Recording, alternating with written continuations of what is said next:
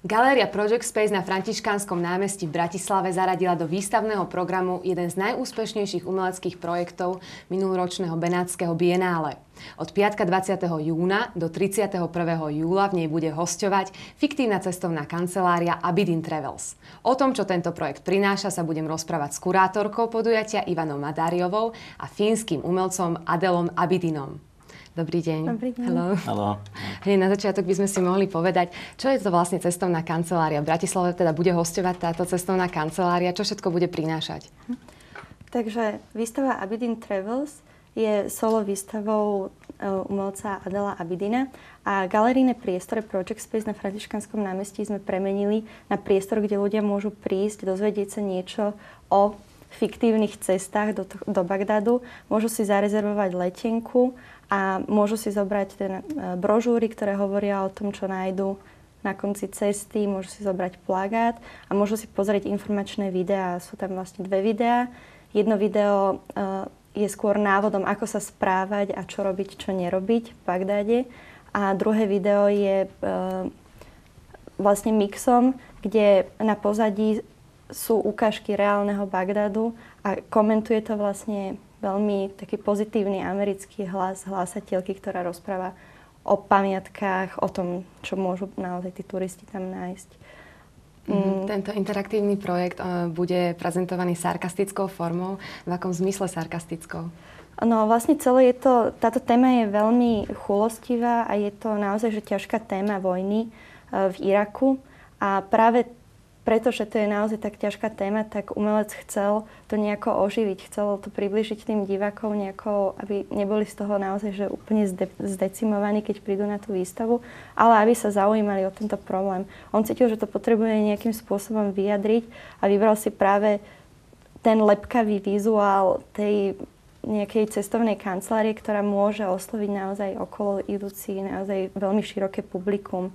A ten sarkazmus je práve v tom, že dáva pri seba do kontrastu vlastne ten reálny svet s tou nejakou globalizačnou estetikou a vizuálom tých cestovných kancelárií, kde sa to naozaj že bije a ten výsledok je veľmi, veľmi kontrastný.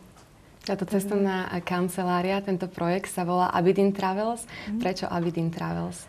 Myslím, že práve vychádzal z toho, že zaklada si vlastnú firmu ako podľa svojho mena, tak myslím, že... Môžu návštevníci si aj objednať nejakú letenku a vycestovať teda do Bagdadu? Návštevníci môžu dokonca aj online na internete, na jeho stránke si rezervovať túto letenku, čo je... Jeden z tých vtipov je, že hneď sa vám odporúča vysoké životné poistenie a letenka je iba jednosmerná. Takže naozaj, že čo tam čaká tých návštevníkov, je otázne. No a dá sa teda u nás v galérii si môžu návštevníci vytlačiť túto letenku, takže budú mať naozaj akože artefakt, ktorý z tej výstavy vzíde. Predpokladáte, že niekto si túto jednosmernú letenku aj kúpi? Ako to bolo po minulé roky? Viem, že v Benátkach kúpili si návštevníci? Ono je to samozrejme, že je to zadarmo, takže ľudia to naozaj že naplno tlačia, naplno sa prihlasujú a podľa mojich osobných skúseností, keď som cestovala aj s ľuďmi, čo som sa stretla z Poľska, z Rakúska, a keď som im spomínala, že budeme mať výstavu, tak všetci reagovali, áno, mám letenku, takže že už mám kúpenú, takže vedeli všetci.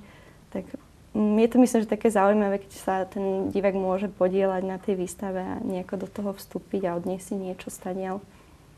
Adel, toto je prvýkrát, čo si na Slovensku, prvýkrát, čo si v Bratislave. A ako sa ti páči Bratislava? Áno, je to prvýkrát, čo som v Bratislave. Neviem, zatiaľ, čo som videl, môžem povedať, že je to krásne mesto. Páči sa mi jeho farebnosť. Predovšetkým časť starého mesta je krásna, no a budovy, ich farebnosť. A ľudia sú nádherní, neviem to však ešte posúdiť, lebo som nenavštívil toho veľa. Zatiaľ je všetko OK. Je možné, že Bratislava ťa tak inšpirovala, že spravíš podobný projekt o Bratislave v Helsinkách? Nie, prečo by som mal? To, čo v mojom umeleckom projekte ukazujem, je najmä kvôli politickej situácii v Bagdade. Chcem vzbudiť diskusiu u divákov, návštevníkov, aby začali o týchto veciach viac rozmýšľať, aby sa stotožnili so situáciou, kultúrou tejto krajiny, pričom faktom je, že vo všeobecnosti sa ľudia o Irak nezaujímajú. A ak áno, tak len vzhľadom na politickú situáciu. Nemám potrebu takýto projekt urobiť o Bratislave. Vy žijete v miery, nemáte problém. Tu je všetko v poriadku. Thank you. Ďakujeme veľmi pekne. My dúfame, že čo najviac návštevníkov navštívi váš projekt, vašu výstavu. Ďakujeme veľmi pekne. Výstava sa dá vnímať ako ukážka ozajstného života v dnešnom Iraku i ako apel jedného z obyvateľov na naše povedomie o svetovom politickom dianí. Adel Abidin svojim projektom kritizuje médiá, ktoré informujú v prvom rade s cieľom šokovať alebo vyvolať emócie, ale nemoralizuje. Tento šokujúci projekt si môžete na Františkánskom námestí pozrieť už aj vy. A to od zajtrajška 20. júna.